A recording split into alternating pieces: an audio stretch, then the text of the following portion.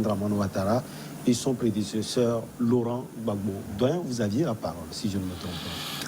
Oui, à propos de Gbagbo et de Ouattara, j'avais bien dit qu'ils n'ont pas le choix que de s'entendre.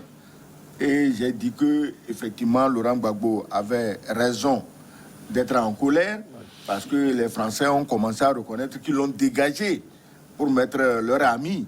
Et je crois que les présidents ivoiriens, je le disais, doivent être élus par des Ivoiriens et non pas le dégagisme des Français.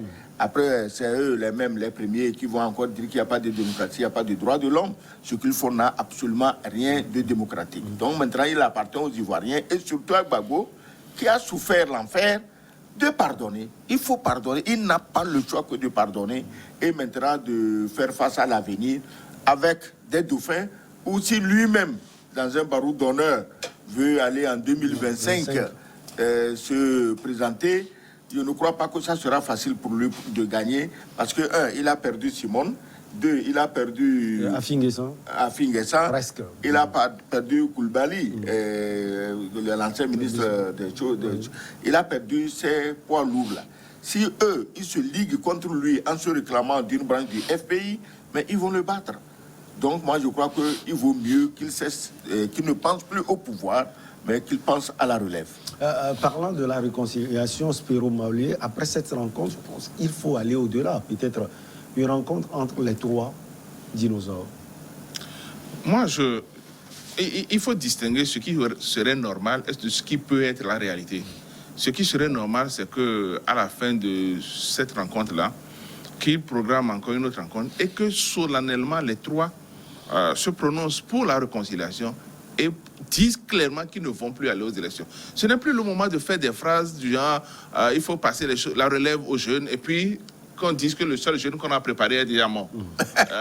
Franchement, il faut que les trois, de façon solennelle, se décident à dire nous n'irons pas aux élections. Ça va décrisper tout le monde. Et alors, à ce moment-là, on peut commencer par positionner des jeunes chacun, mais de façon... le problème en Afrique, c'est qu'on voit d'abord les intérêts des partis, les intérêts des personnes avant de voir l'intérêt du pays. Et il faut trouver un Ivoirien digne qui peut faire l'affaire de regrouper tout le monde et de se lancer dans un développement. Mais dans la réalité, ce qui va arriver, c'est que, comme ils sont des politiciens, et les politiciens, j'espère que Sylvain ne va pas devenir la même chose, qu'ils ont toujours cette histoire de mettre la pression sur l'autre.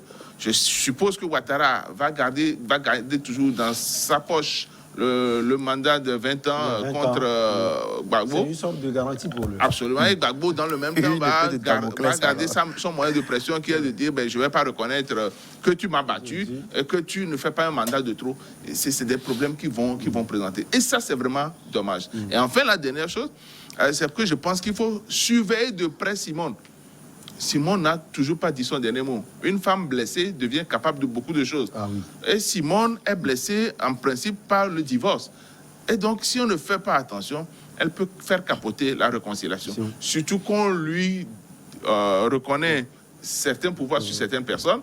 Donc, il faudrait faire attention à cela. Et enfin, la dernière personne qu'il faut regarder de très près aussi, c'est Soro et Blé Goudé. Enfin, les dernières personnes. Donc, Soro et Blé Goudé, qu'on ne doit pas négliger non plus, puisqu'ils sont toujours sur l'échiquier politique. Je mets également Afinguessan dans les personnes citées par Spiro Maolé.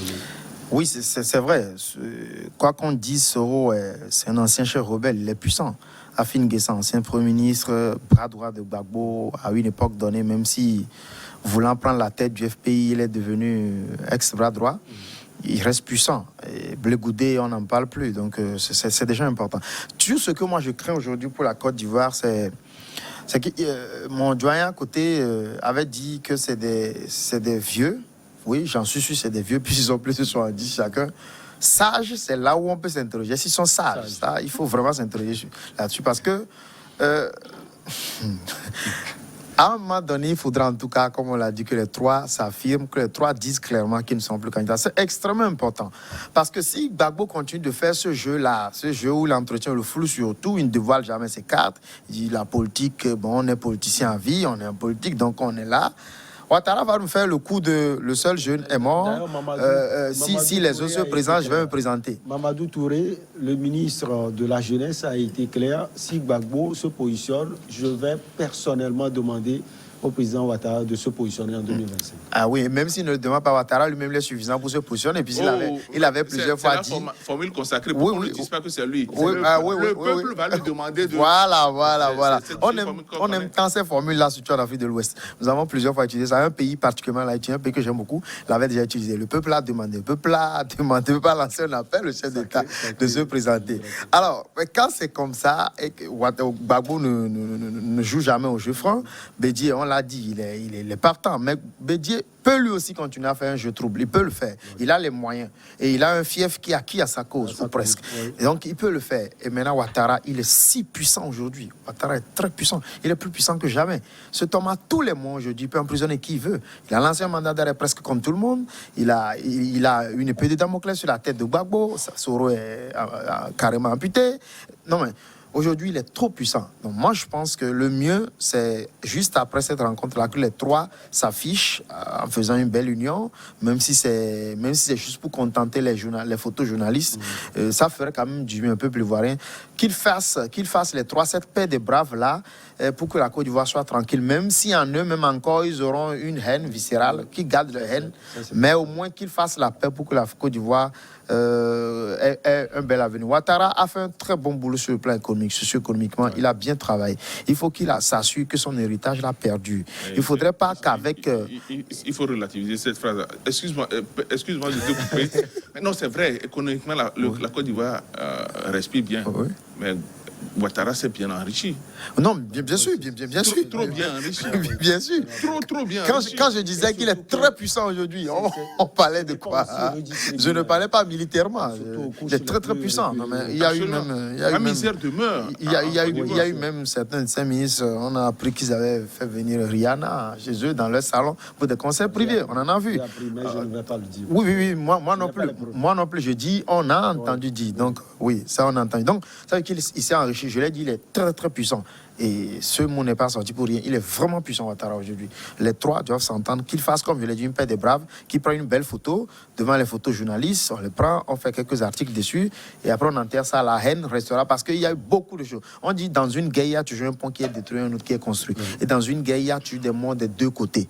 Donc, il y en a eu partout. De partout, il y a eu des morts. Bédia a été blessé, Ouattara est blessé. Gbagbo est blessé. Tout le monde est blessé. Donc que chacun enterre ses morts, fasse la paix des braves, comme je le dis, et qu'on ferme cette page plus ou moins, en gardant bien sûr la haine, mais dans leur cœur, loin des Ivoiriens, pour que tout aille mieux. On va également parler de Pegasus qui fait aussi l'actualité. Le Maroc soupçonné d'avoir espionné des militants de droits de l'homme, des journalistes et des opposants du monde grâce à Pegasus, un puissant logiciel espion israélien. Le Maroc donc nie les accusations. Paris est en train de crier. Spiro Maolé, est-ce que vous pouvez nous expliquer amplement ce qui se passe? Je découvre simplement que les gens viennent de découvrir ce qui existait depuis. Merci. Au Togo, par exemple, moi, à un moment donné, j'ai la certitude que les gens étaient écoutés. Et on le disait bien avant que cette histoire de Pegasus en arrive. Et les États-Unis écoutent pratiquement la plupart des politiques. La France fait la même chose. Les gens écoutent, ça c'est clair. La seule différence, c'est que Pegasus est tellement bien que celui qui est écouté ne sait pas qu'il est écouté. Il ne sait pas qu'il est suivi. Il ne sait pas qu'il n'a plus de vie privée. Vous savez, je ne sais pas si quelqu'un ici a fait l'expérience. Moi, il m'est arrivé des moments où quand on vous appelle, quand vous décrochez, vous avez l'impression que quelqu'un d'autre aussi a décroché. Quand vous parlez avec votre personne, parfois quelqu'un coupe le téléphone après ou avant vous. Il y a des petites choses comme ça. Ça, c'était l'étape artisanale. Mais Pegasus permet d'arriver à l'étape fine, professionnelle. Ou alors, là maintenant, même les chefs d'État ne sont... Aujourd'hui, la France est en train de créer, mais la France sait que ça existait. Le service secret français sait que tout ça, là, ça existait. Mais il faut avoir une réaction par rapport au public, c'est-à-dire qu'il faut... Parfois, quand les gouvernements crient leur indignation, c'est pas au moment où l'affaire fait le bruit qu'ils sont au courant. Ils sont au courant depuis, ils ont dû réagir depuis, mais il faut manifester qu'on est fâché. C'est tout. Mais sinon, Pegasus, c'est un vieux problème. Ça existe toujours. Mais maintenant, le problème, c'est que les pays africains en particulier ont utilisé Pegasus beaucoup plus pour traquer les opposants, pour traquer les journalistes critiques, pour traquer les gens des droits de l'homme, les défenseurs des droits de l'homme. Peut-être au nom du terrorisme. Au nom du terrorisme. On va le voir, c'est le dernier sujet, surtout parlant du Togo. Doyen, Pegasus, le Maroc a décidé de porter plainte contre celui-là qui va l'accuser, ou l'État là qui va l'accuser. Et ce qui est bizarre, c'est que le Maroc même, surtout le roi, est également écouté. Mais écoutez, moi, comme l'a dit Spero, c'est que quelque chose qui existait depuis longtemps, les gens font semblant de l'avoir découvert aujourd'hui. Tous les États vivent de leur service de renseignement. Un État ne peut pas rester comme ça sans savoir qu'est-ce qui se passe ailleurs pour lui directement ou indirectement. Donc, aujourd'hui, vous parlez de la France, mais apprendre à écouter les opposants et les journalistes, nos pays ont appris ça de la France. C'est en France qu'on fait ça. C'est en France qu'on écoute les journalistes. Au temps de Mitterrand, il y avait un service avec le commandant, il s'appelait quoi, Baril, non, ou un autre. Mais ils écoutaient tout le monde. Vous avez appris l'histoire de Jean-Eder Nallier, qui était très critique envers Mitterrand. Mais le type-là, ils l'ont suivi pratiquement à la loupe jusqu'à ce qu'il meure d'une chute de vélo à Deauville. Alors, on meurt d'une chute de vélo. Donc, c'est la France qui a appris à nos pays comment on écoute les opposants, comment on écoute les journalistes, comment on écoute les défenseurs des droits de l'homme. C'est eux qui nous ont appris ça. Maintenant, tout le monde l'a fait, tout le monde le fait. Pegasus. Pourquoi on parle de Pegasus? Pegasus. Mais Pegasus est un moyen d'écouter les gens. Ce qu'il a de nouveau, disons, c'est la Rolls-Royce des techniques d'écoute. C'est-à-dire que c'est le meilleur. On a toujours écouté. Mais attends, toi, là où tu es, on peut te suivre. On n'a pas besoin de Pegasus. Ton meilleur ami même peut être un informateur sur toi. On oublie les éléments humains. Est-ce que vous voyez? Pegasus n'a pas besoin de te suivre. Mais aujourd'hui, écoutez, prenez les pays. L'espionnage électronique, prenez les pays comme la Chine. En Chine, dans les grandes villes, et quand je dis grandes villes en Chine, c'est qu'il faut calculer au moins 20-25 millions d'habitants, mais il y a des systèmes de caméras qui suivent tout le monde. Partout. Je dis bien tout le monde. Les Européens qui voulaient faire passer la Chine pour un pays totalitaire ont critiqué ça, alors qu'eux, ils font mieux. Aujourd'hui, sous 1001 prétextes, c'est plutôt des puces qu'ils mettent dans nos corps pour nous suivre. Tu peux être même sous la calotte glaciaire au Groenland, ils savent où tu es. Donc, tout le monde le fait. Alors, maintenant, en Afrique, on parle du Togo, on a écouté qui... Personne ne donne la preuve de ce qu'il dit. Moi, tu sais, dans le monde où nous vivons aujourd'hui, chaque fois que quelqu'un te dit quelque chose, demande-toi, est-ce que c'est vrai? Est-ce que c'est vrai? Si c'est vrai, si c'est vrai, bon d'accord. Là, si c'est vrai, on sait comment réagir. Maintenant, on n'a pas prouvé que c'est vrai, mais on le dit juste pour faire plaisir. Vous êtes journaliste. Pardon? Vous êtes journaliste, vous demandez souvent les preuves. Mais il faut les preuves. Si tu es un journaliste, tu ne demandes pas les preuves, c'est que tu ferais mieux d'aller cultiver le manioc à Sévier. Tu n'es pas journaliste, tu ne devrais pas exercer ce métier. Ouais. Parce qu'un journaliste ne peut pas donner de fausses informations et intentionnellement fausses. Ouais. Il peut se tromper, ok. Lui-même, il s'est trompé. Il a cherché des preuves, il s'est trompé. Mais quand intentionnellement, tu donnes une information fausse, je te dis que tu devais exercer tous les métiers, sauf le métier de journalisme. Malheureusement, cette pratique est tellement répandue dans nos pays, et spécialement au Togo, quoi qu'étant journaliste, il faut le dénoncer que actuellement, quand un journaliste écrit, les gens ils disent, bon, alors qu'avant, quand un journaliste écrit au Togo ici, mais c'est comme parole d'évangile. Mais aujourd'hui, qui prend même les écrits d'un journaliste, même comme les propos d'un soulard sous un pot de tchouk? Personne. Parce qu'ils se sont discrédités eux-mêmes. Donc, s'ils avaient des informations avec des preuves, mais tout le monde les craindrait. Les politiciens les craindraient. Mais on parle, on veut faire plaisir, on pense plutôt aux réactions politiciennes avant d'écrire un article de journaliste. Ça ne va pas. Moi, je dis ceci. L'espionnage est le propre de tous les États du monde. La France espionne même nos chefs d'État. On le sait. Elle les écoute.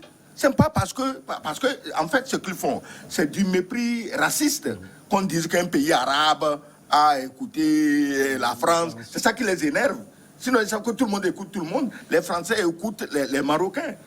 Et le pays, le Maroc, le pays de tourisme où tous les retraités français, même les hommes politiques français, quand ils prennent leur congé, ils vont s'amuser où? Dans des riades à choses au Maroc. Donc le Maroc doit être infesté d'espions français et de systèmes d'écoute français. Ce n'est pas parce que on dit, on n'a même pas donné la preuve. Qui avait, je crois que c'est Amnesty, non? Oui. Amnesty International. Quand on écoutait nos pays, où était Amnesty? Amnesty, c'est un fouteur de merde. Excusez-moi, vous qui êtes je ne suis pas défenseur d'accord. de... Non, mais Surtout que Amnesty a travaillé avec des journalistes. Les journalistes. oui, 16. attends, Avec des est-ce que groupes c'est de leur presse. travail? 16 gros médias. Oui. D'aller chercher oui. qui écoute qui? C'est Oui. le travail d'Amnesty? Oui. Non, c'est Oui. pas son Puisque travail. c'est la liberté. Et quand les Français nous écoutaient, ils ont dit quoi? C'est Quand la les même chose. Américains écoutaient les Français, les C'est Allemands, la même Amnesty chose. a dit quoi? Si, ils ont Amnesty n'a dénoncé. rien dit. Si. Je n'étais pas au courant. Peut-être que ça n'a Voilà. pas fait Donc, aussi de bruit comme non, Pegasus. pourquoi ça fait du bruit qu'on écoute la France? C'est un pays comme les autres. Pourquoi ils écoutent les autres? Soyez sérieux. Et puis nous, les Noirs, quand on dit Togo, on dit Rwanda, les gens montent sur leurs chevaux, c'est comme une hérésie, c'est comme on a commis un crime. Alors que tous les États le font, qu'ils utilisent Pegasus, il y a un autre système, toujours israélien, ou d'autres. On nous écoute, nous tous. Nos chefs d'État sont écoutés. Alors, Amnesty n'a rien dit, parce que c'est des nègres, on les écoutait. Mais qu'on dise qu'un arabe a écouté un français, ça pose problème à Amnesty. C'est pas normal. Et nous, les Africains, on doit cesser ça. On doit être un peu digne. On doit défendre nos pays. Même si on nous accuse, il faut qu'on soit digne. Vous allez entendre un journaliste français en train de soutenir le Maroc. Non. Pourquoi nous, on ne soutient pas nos dirigeants? Un Marocain aussi ne va pas supporter la France. Oh, un Marocain peut le faire parce que nous, les pays du tiers-monde, on sait, mais on n'est même pas nationaliste, on est là au gré de nos immigrations. Chacun veut même préférer être ami de la France que ami de son propre pays. Moi, j'aime mon pays. Donc, Oui. Moi, j'aime profondément mon pays. Oui, vous terminer. oui, je termine en disant que si vous pouvez me trouver un pays dans le monde qui ne fait pas du renseignement sur ses politiciens, ses journalistes, ses défenseurs des droits de l'homme, ses agriculteurs, ses économistes, ses DG, ses officiers supérieurs, donnez-moi le nom de ce pays. Alors, Vidirakou, j'ai l'impression que l'histoire là dépasse l'aspect Pegasus. Ça pose un problème politique entre le Maroc et la France également. C'est mon imagination, le Sahara occidental. Un vendeur de manioc, il a dit non, vous les journalistes, sans preuve. Non, en fait, moi, je pense que c'est politiquement incorrect de dire que l'espionnage ou espionner ses citoyens, c'est une bonne chose. Mais on le fait. Seulement, il ne faut pas le dire. Je pense que tous les États espionnent. On le fait, mais il ne faut pas le dire.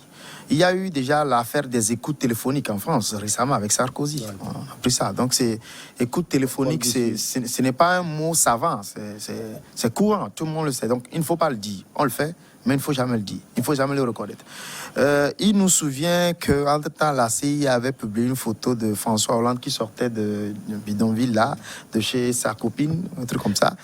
Mais attends, s'ils ont pu trouver cette photo, c'est qu'ils espionnaient quand même le président français. Donc, il y a quand même plein de choses comme ça entre les États.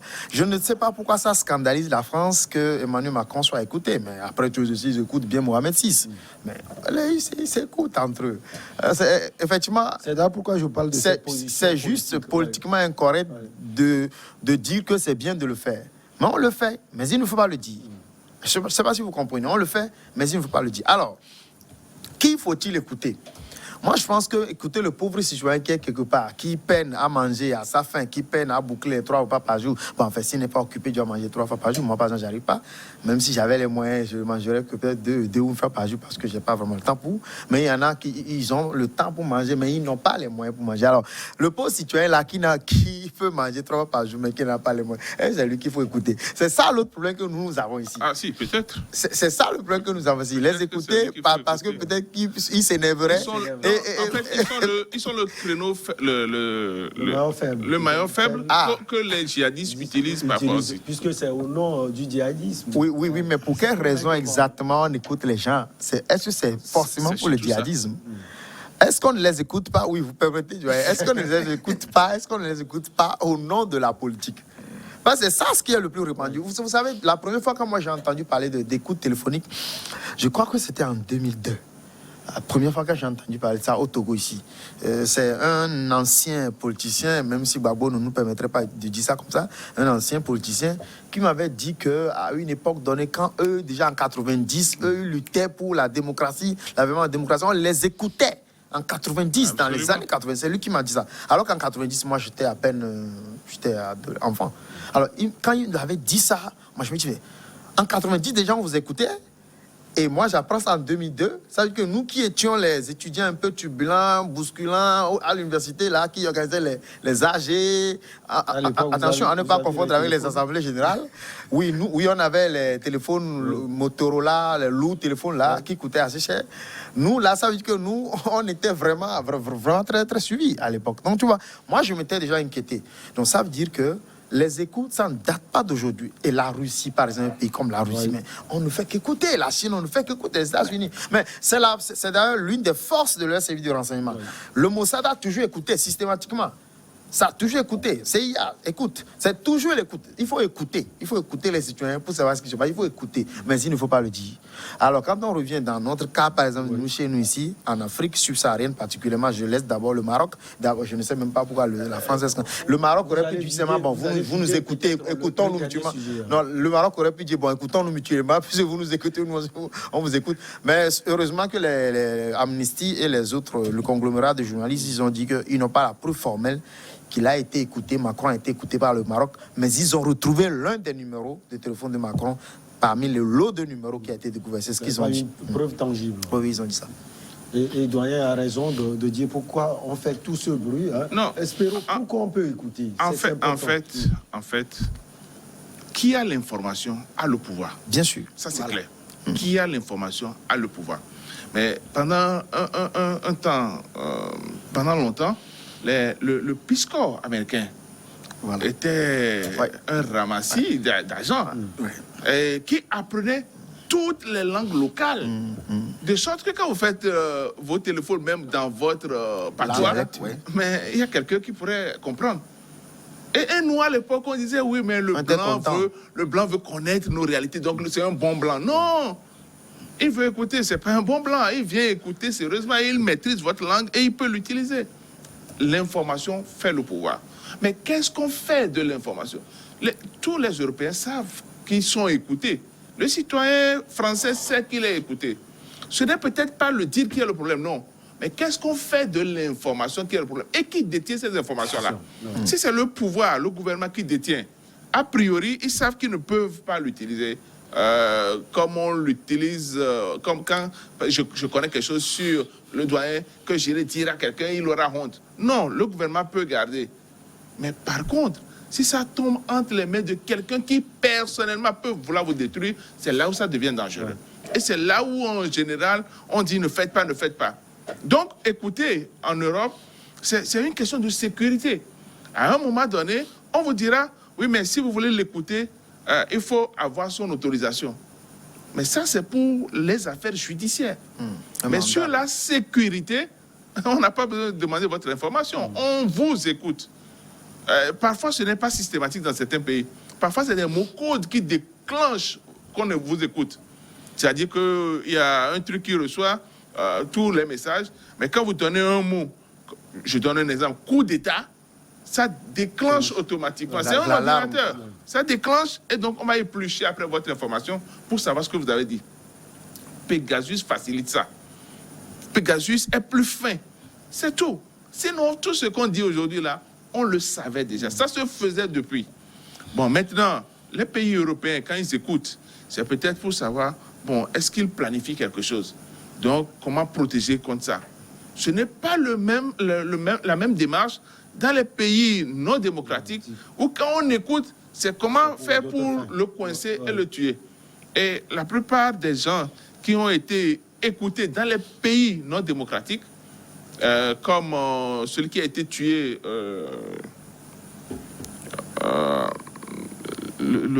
c'est pas un russe, c'est... Navalny? Non, Navalny, non, lui, il n'est pas dans le truc de Pegasus là. Celui qui a été empoisonné en Angleterre. En Angleterre, oui.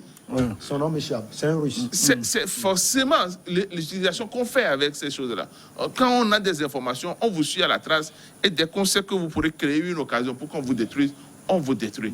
C'est ça pour les pays qui ne sont pas démocratiques. Sinon, dans la réalité, tout le monde écoute tout le monde. Doyen, on parle également de la Hongrie. Hein. On ne parle pas seulement du Maroc, mais de la Hongrie également. Mais pourquoi la France jette plus son dévolu sur le Maroc? Parce que la Hongrie, c'est des Blancs. Le Maroc, c'est des Arabes. Un Blanc peut écouter un Blanc, mais un Arabe qui écoute un Blanc, ça ne fait pas bien. C'est tout. Ils ont le monopole de la science et des écoutes en tant que Blancs. Est-ce que vous voyez? Donc, maintenant, le problème, c'est comme si on avait dit le Togo a écouté les États-Unis. Vous auriez vu le tollé. Pourtant, les États-Unis nous écoutent. Aux États-Unis, vous parliez des langues. Aux États-Unis, les services de renseignement et d'écoute pratiquent toutes les langues. Les 45 patois du Togo existent là-bas. Est-ce que vous voyez? Donc, le problème d'écoute, et surtout aujourd'hui dans notre sous-région, avec tout ce qui se profile comme terrorisme, violence, narcotrafic et tout, mais il faut écouter les gens. Pegasus, je ne sais pas s'il y a Pegasus au Togo ou non, je n'ai pas eu la preuve. Et moi, les gens en parlent. C'est ça le dernier sujet. Oui, moi, je n'ai pas la preuve. Le Togo est très ami avec Israël. Hein? Oui, si je suis votre avis, le Togo est très ami avec Israël, mais le Togo n'a pas toutes les technologies que Israël a pour se défendre. Donc moi, je dis que le Togo, le Rwanda, le Ghana, tous nos pays de la sous-région doivent effectivement faire un travail d'écoute intelligent, comme vous l'avez dit, pas pour se venger des individus et des informations, pour les exercer contre les autres, non. Mais pour nous mettre à l'abri de toute forme de terrorisme. Moi, je suis content dans ce pays, quand on dit « Ah, la gendarmerie a démantelé un réseau de braqueurs, de pilleurs », mais vous croyez qu'on les attrape comment? Mais en les suivant, en les écoutant, pas avec Pegasus forcément. Mais on les suit, on les écoute, sinon on ne peut pas les attraper. Donc ils font un travail extraordinaire parce qu'ils ont des équipements qui leur permettent de faire ce travail extraordinaire. En ce qui me concerne personnellement, si tu veux m'écouter, écoute-moi. Moi, je ne crains rien, je ne dis rien de mauvais, je n'ai pas de problème contre quelqu'un. C'est quoi de mauvais? Hein? C'est quoi de mauvais? Non. Allez, la transition est plantée. On va profiter pour parler également du Togo. Pegasus, toujours, le terrorisme justifie-t-il ses moyens? Ça veut dire tout simplement qu'au nom du terrorisme également, Pegasus serait utilisé également au Togo. Bon, il a dit, nous n'avons pas les preuves formelles, c'est-à-dire que le gouvernement n'a pas encore admis qu'il utilise Pegasus, mais le fera-t-il, même si c'est vrai? Interrogation. Une chose est sûre, c'est que c'est dans ce rapport-là qui accable un certain nombre de pays. On a parlé de 3 de nos journalistes qui sont aussi victimes ou qui sont suivis par avec le même logiciel espion, le même prototype minutieux qu'on appelle Pegasus. Alors, le gouvernement l'admettra-t-il? Je ne pense pas. Mais je pense qu'aujourd'hui, que ce qui doit se passer, c'est au gouvernement de dire que non, je n'utilise pas ça pour rassurer les gens. Vous savez, comme je viens de le dire, c'est politiquement incorrect d'admettre que espionner les citoyens, c'est bon. Mais on le fait. Mais il ne faut pas le dire. Donc, aucun gouvernement ne peut vraiment l'admettre.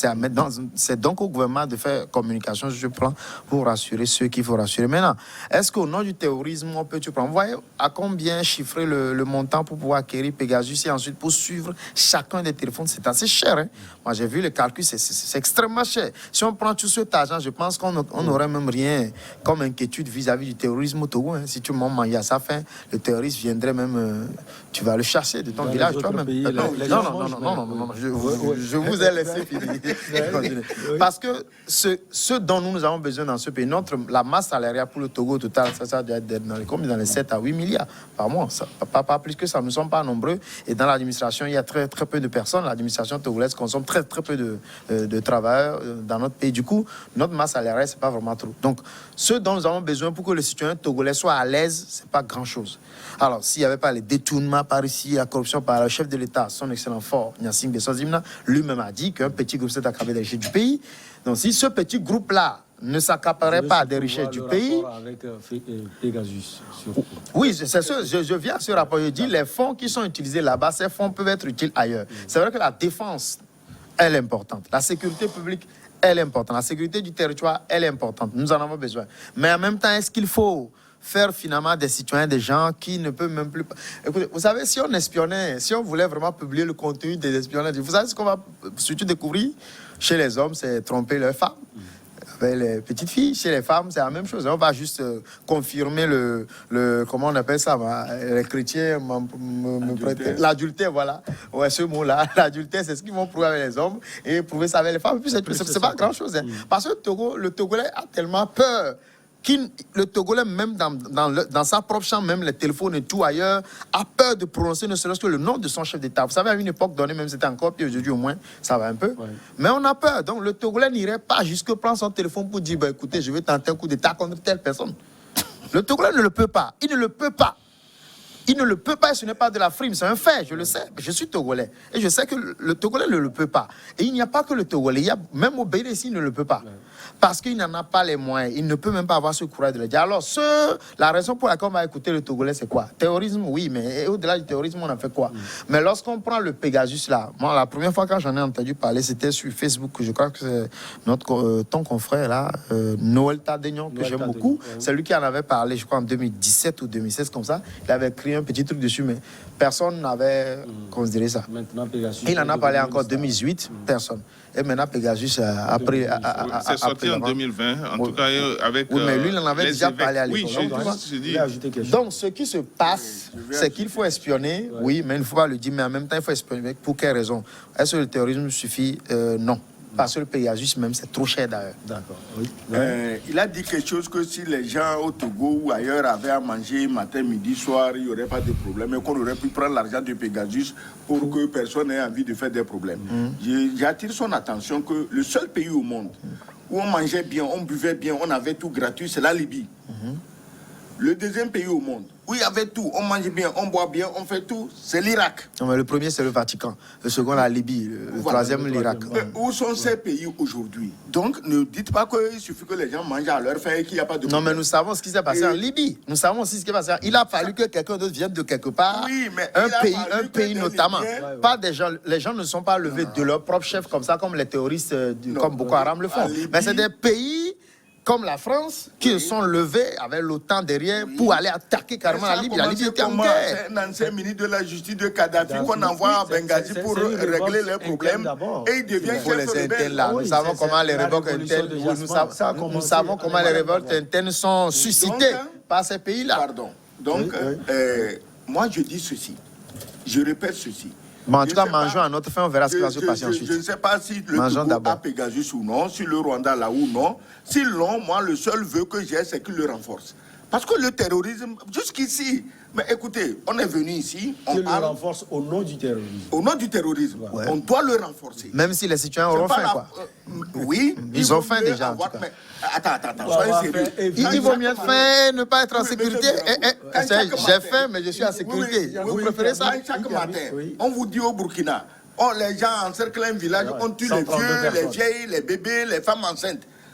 Mais avoir fait sauter un repas par jour, je crois que si tel est le cas, pour que ça n'arrive pas à ces gens-là, il faut le faire. Parce qu'on ne peut pas penser... Maintenant, si on mange bien pour limiter au moins non, tu peux manger caviar, matin, midi, soir, il y aura des terroristes, parce que le problème des terroristes... Mais ça sera réduit. Parce que l'ONU a sorti récemment un rapport dans lequel l'ONU disait clairement que l'une des raisons du terrorisme en Afrique, c'est la faim. Et ce n'est pas moi qui le dis, FAO est là.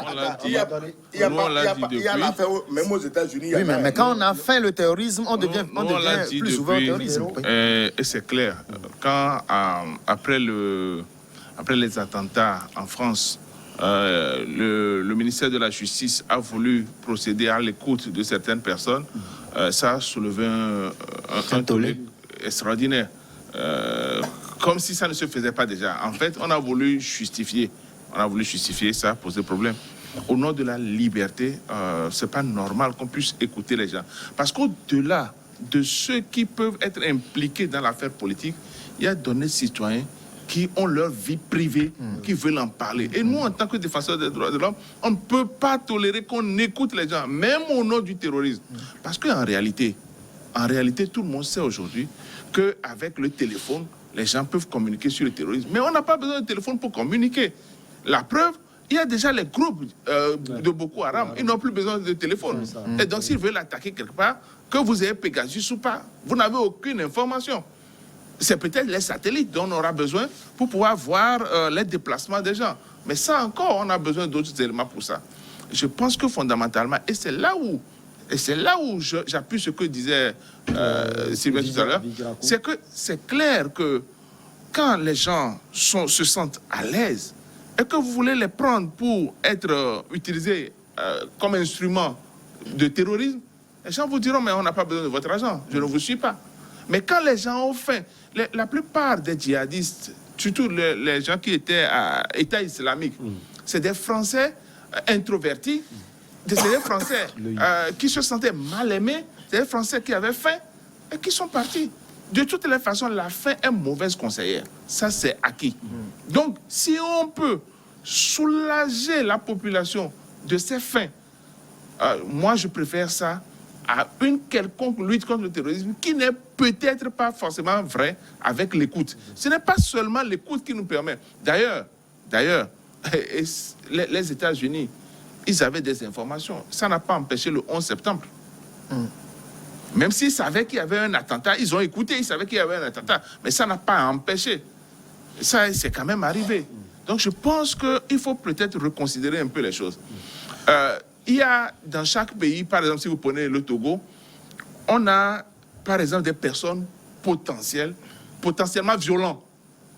Peut-être ces gens-là, potentiellement violents, on peut les suivre. Mais qu'on aille suivre, par exemple, si c'est avéré, qu'on aille suivre un évêque, qu'on aille suivre un prêtre. Je pense qu'on dépense de l'argent pour ce dont on n'a peut-être pas besoin. Mais tout ça là, il faut relativiser. Est-ce qu'ils ont eu des informations qui les ont poussés? Est-ce que c'est vrai que ça s'est passé? Voilà autant d'éléments incertains qu'il faut quand même préciser. Et doyen, au Togo, les opposants, les journalistes seraient espionnés. Mais ce n'est pas au Togo seul. Je te dis que c'est la pratique partout dans le monde.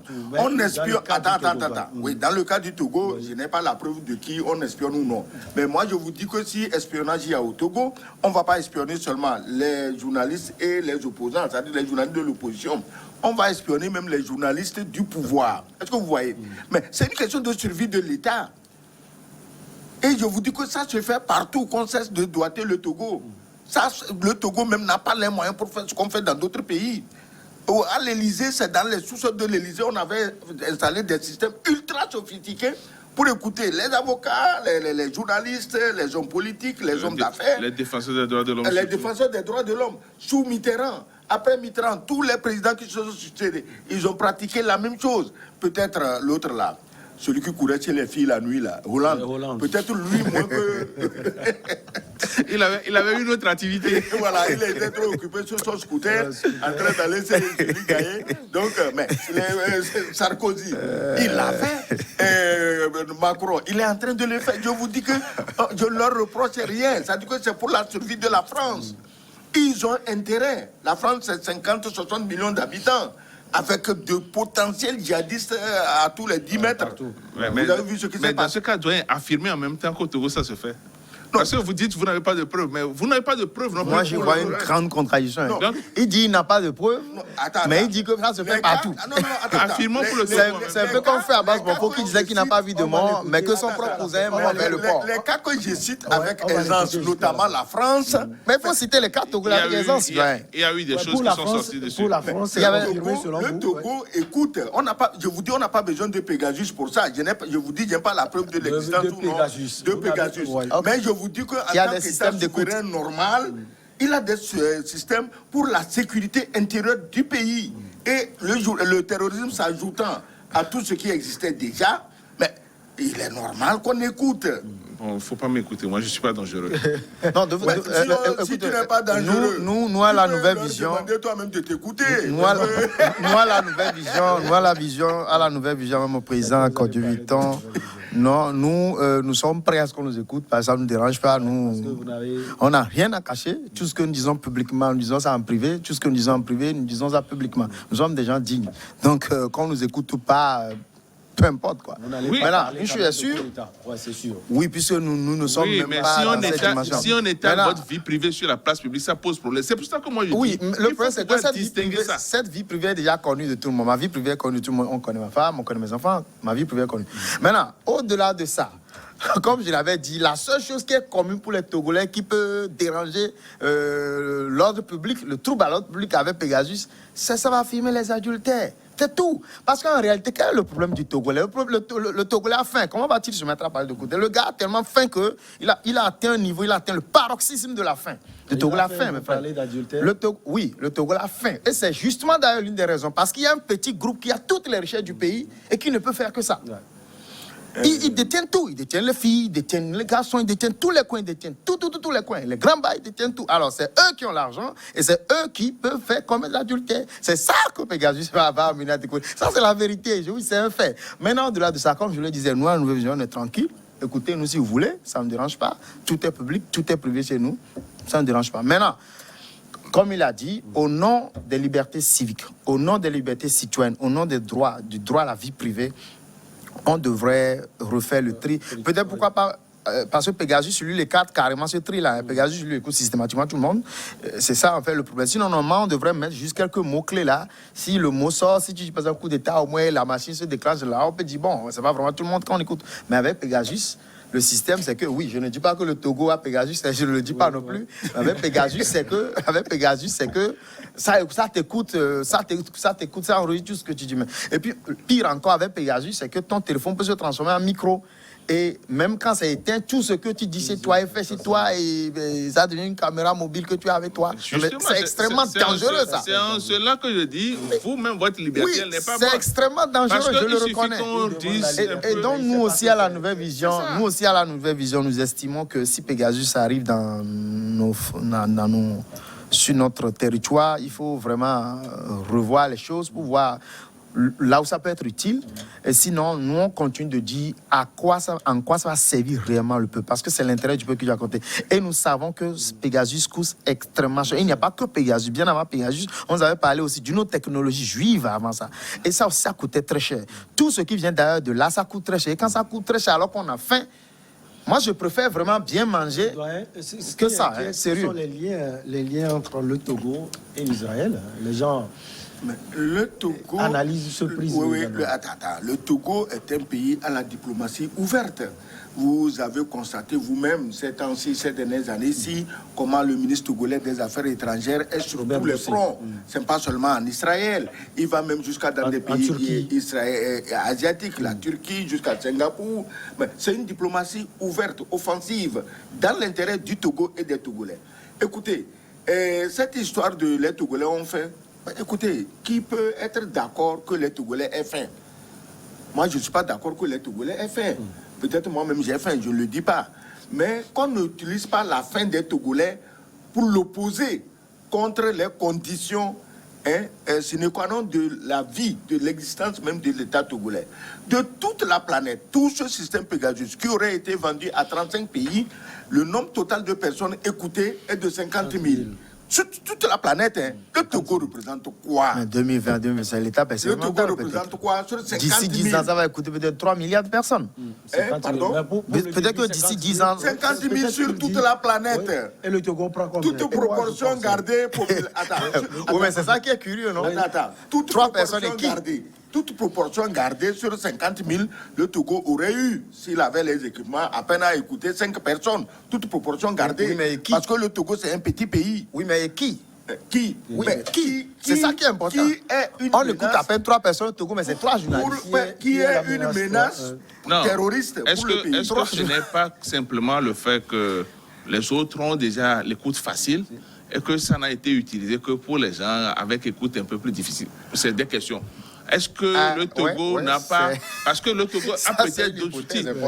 Moi, je reste là, j'analyse. Et je pense que, moi, tout ce qui m'intéresse, c'est de dire que cherchons d'abord l'intérêt du Togo.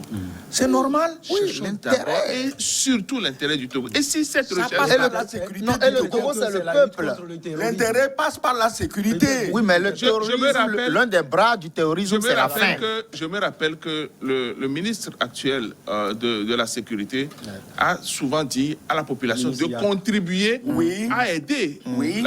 Donc, le premier élément de lutte contre ce terrorisme-là, c'est d'abord Les la populations. population. Je suis d'accord. Et si elle mange, si elle ça est à fait. l'aise, si elle a la liberté, si elle jouit de tous les droits humains, civiques, politiques, économiques et socioculturels, je pense que dès que une population ou un citoyen va entrevoir quelqu'un qui n'est pas qui n'est pas notre, on va dénoncer. Et ça, c'est plus performant que Pegasus. Parce que la personne n'est pas obligée d'utiliser un téléphone. Et c'est nettement moins Android. coûteux. C'est important. Dernier mot, vous voulez Oui, ajouter? je disais que c'est nettement, 30 secondes. oui, nettement moins coûteux que Pegasus de nourrir le peuple qui va aider, qui va contribuer à sécuriser le pays que d'acheter Pegasus lorsque le peuple a faim. Ça a été un plaisir Voilà. de vous Nouvelle avoir. vision. Merci. Soboyo Kegewe, ancien diplomate et journaliste, donc c'est un doyen. Spero Maoulé, président du groupe d'action pour la gouvernance et la démocratie. Fiagan Sylvain Vidirakou, deuxième vice-président du parti politique Nouvelle Vision. Merci beaucoup à vous, chers messieurs. Merci également à vous pour l'attention toute particulière. On se retrouve donc la semaine prochaine, toujours avec le même plaisir. Très bonne suite de nos programmes.